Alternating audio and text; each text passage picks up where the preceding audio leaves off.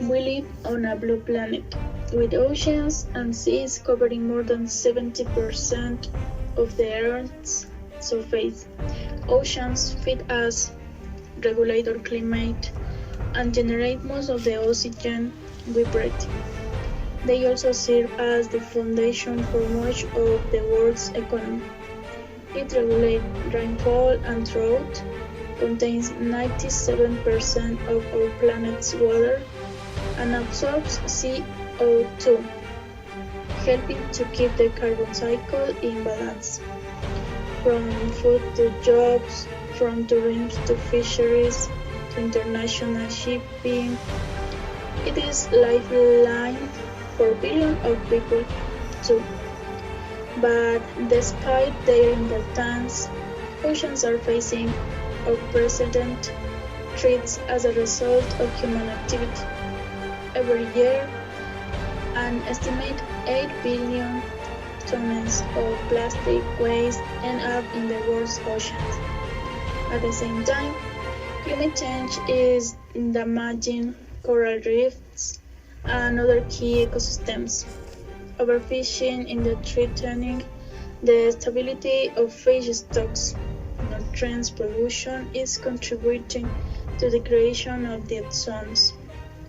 And nearly 80% of the world's wastewater is discharged without treatment. More plastic objects are produced such as plates, glasses, bottles or bags, which are thrown in streets, beaches or in dumps.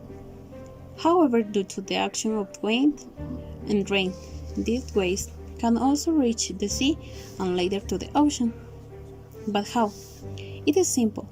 The ocean is always downstream. No matter where you are, all water eventually ends up in the ocean. If not properly disposed of or recycled, a lot of the plastic we throw away will also end up in the ocean. Two studies were published by the scientific journal Nature in 2017 and 2019. In these studies, New Zealand oceanographer Laurent Liberton said that rivers, especially the largest and most polluted rivers, are deciding the arrival of the plastic in the sea as they carry. According to the estimate, between 1.1 and 2.4 million tons per year. 3,000 million tons of plastic are estimated by the researchers were produced globally. Between 5 and 30 million tons of the plastic ends up in the ocean each year. In addition, the researchers said 80% of the waste we find in the sea comes from land, while the remaining 20% from maritime activity. Apart from visual pollution, those who really suffer the first consequence are marine animals. More than 700 marine species are affected by the plastic that lives in the ocean every year. Sunlight is responsible for degrading plastic objects, resulting in them fragmenting into smaller pieces, among which are microplastics, up to 5 millimeters. Of these, much of it remains below the surface. Animals such as sea turtles, seals, dolphins, whales, fish and crustaceans mistake the plastic pieces for food and swallow them, causing internal damage that can lead to death. Another consequence occurs in the entanglements, suffocations and strangulation, also affecting sea birds such as seagulls and pelicans. When fishing lines or pieces of plastic get caught in their limbs, they cause profound damage, including cases in which their snouts become closed, causing malnutrition.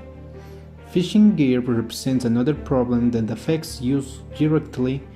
Once the fishermen leave them forgotten, what is known as ghost fishing is created, so abandoned nets continue to function and capture large numbers of fish, causing their death.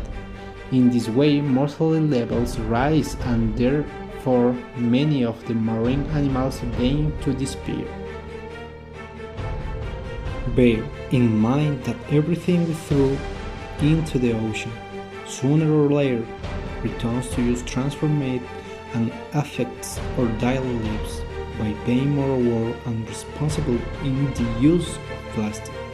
We will have a marine fauna and healthier life. Use eco-friendly products and say no to plastic.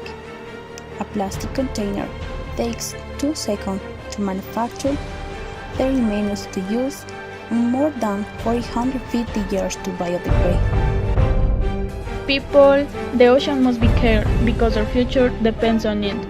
And when the children ask us if we had done something to avoid it, we will answer that yes and let that peace be felt.